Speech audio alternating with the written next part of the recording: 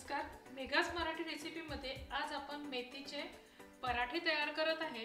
त्यासाठी आपण एक कढई घेतलेली आहे। कढईत आपण एक पळी एवढं तेल टाकलेलं आहे। आता आपण तेल गरम होईपर्यंत लसूण ठेचून घेऊ। आपलं तेल गरम झालेलं आहे, त्यात आता आपण मोहरी टाकून घ्यायची। आपली मोहरी छान तडतडली की आपण त्यात थोडंसं जिरं टाकून घेणार आहे आणि नंतर आपण ठेचून घेतलेलं लसूण त्यात टाकायचा। गॅस बारीक करायचा म्हणजे आपला लसूण छान खरपूस होतो आणि चवीलाही छान लागतो।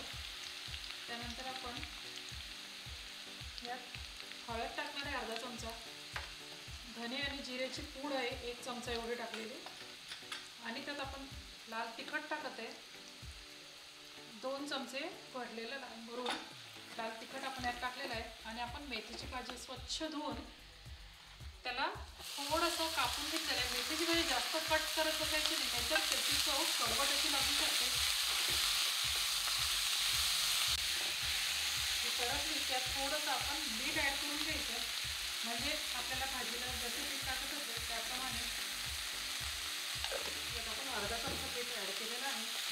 तर आपण झाकण ठेवून थोडीशी वाफ येऊ द्यायची या भाजीला। आपली मेथीची भाजी छान शिजली आहे, ती मिक्स करून घेऊ आणि यात आपण बिलकुल पाणी टाकलेलं नाही आहे। यात जेवढं मावेल तेवढं आपण यात बेसन पीठ ॲड करायचं आहे। या भाजीत जेवढं मावेल तेवढं आपल्याला यात बेसन पीठ टाकायचं आहे। आपण पाणी टाकलेलं नाही आहे भाजीत। आपल्याला हे छान पूर्ण असं सारण तयार करून घ्यायचं आहे। बघू शकता आधी मी अर्धी वाटी एवढं बेसन पीठ टाकलं होतं, आणखी आपण यात अर्धी वाटी एवढं बेसन पीठ टाकू। म्हणजे साधारणतः पहिले मी 3 चमचे एवढं बेसन पीठ टाकलं होतं आणि आता परत एकदा 3 चमचे एवढं बेसन पीठ टाकत आहे।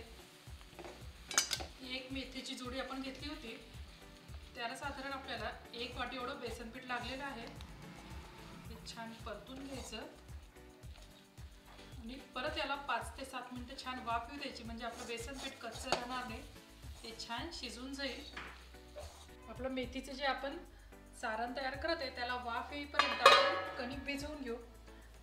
आपण एवढी 2 वाट्या एवढी कणिक घेतलेली आहे, त्यात आपण चवीनुसार मीठ टाकायचं आहे आणि 2 पळ्या एवढं आपण तेल टाकणार आहे त्याच्यात, म्हणजे 2 चमचे पोह्याच्या चमच्याने एवढं तेल टाकायचं आपण त्यात। व्यवस्थित त्याला लावून चोळून घ्यायचं आणि मग याची आपल्याला कणिक भिजवून घ्यायची, म्हणजे आपण जेव्हा मेथीचं सारण यात भरू तेव्हा आपली पोळी छान खुसखुशीत होईल। आता आपण याची छान मऊ अशी कणिक भिजवून घेऊ, म्हणजे आपण पुरणपोळीला जशी कणिक भिजवतो त्याप्रमाणे आपण याला कणिक भिजवून घ्यायची आहे। जास्त घट्टही नाही आणि जास्त सैलही नाही। आपली कणिक भिजवून झालेली आहे। आता आपलं सारण तयार झालं असेल, आपण त्याचे झाकण उघडून बघू। ते बघू शकता किती छान मोकळं मोकळं असं आपलं सारण आणि हे छान वाफ आली आहे आणि बेसन पूर्ण शिजलेलं आहे। आता आपण गॅस बंद करू आणि हे सारण थोडं थंड होऊ देऊ। आपण कणकीचा असा एक गोळा घेतलेला आहे, त्याला गव्हाचं पीठ लावू आणि याला असं खोलगट करून घेऊ, म्हणजे आपण पुरणपोळीला जशी पाती तयार करतो तशी आपल्याला याच्यासाठी पाती तयार करायची आहे। बघा अशी ही पाती तयार झाली की आपण जे मेथीच्या भाजीचं सारण तयार केलं आहे ते याच्यात आपल्याला भरून घ्यायचं आहे।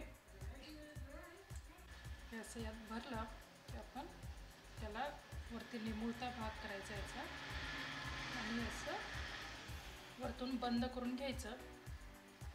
हे असं भरून घ्यायचं, याचं तोंड असं बंद करायचं। हे हातावर थोडं असं आपण याला थोडंसं आपण मग गव्हाचं पीठ लावायचं आणि छान याची पोळी लाटून घ्यायची। आपण पुरणपोळी कशी हलक्या हाताने लाटतो तशीच आपल्याला फक्त बेल्लं आल्हादी असं फिरून काठाकडनंही लाटत न्यायची, म्हणजे आपलं सारण पूर्ण काठापर्यंत छान पसरतं आणि आपला पराठा खूप टेस्टी असा होतो। आता आपण हा पराठा छान तव्यावर खरपूस असा भाजून घ्यायचा। त्याच प्रकारे स्टफ करून आपण आणखी एक पराठा लाटून घेऊ। आपण आणखी एक पराठा असाच लाटून घ्यायचा आहे।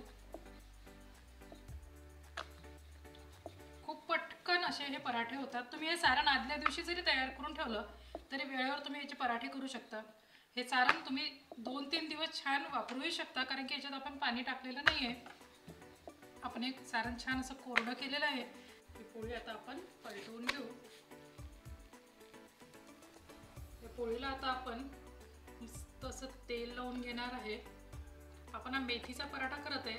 हा खमंग असं जरा शेंगदाण्याचं तेल लावलं की छान चव येते.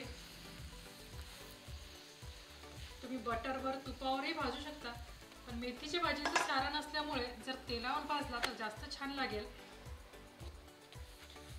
असा सगळीकडनं खमंग असा आपण भाजून घेतलेला आहे.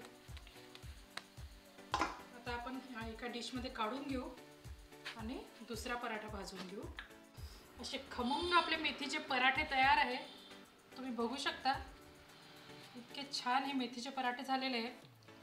हे तुम्ही नुसते सुद्धा खाऊ शकता किंवा तुम्ही दह्यासोबत, चटणीसोबत. आपण इथं लसणाची चटणी केलेली आहे. याची रेसिपी आपल्या यूट्यूब चॅनलवर आहे, ती तुम्ही चेक करा आणि अशी लसणाची चटणी तयार करा. त्यासोबत हे पराठे एकदम छान लागतात आणि हे नक्की करून पहा तुम्ही. तुम्हाला खूप आवडतील. रेसिपीला लाईक करा, शेअर करा, सबस्क्राईब करा. थँक्यू.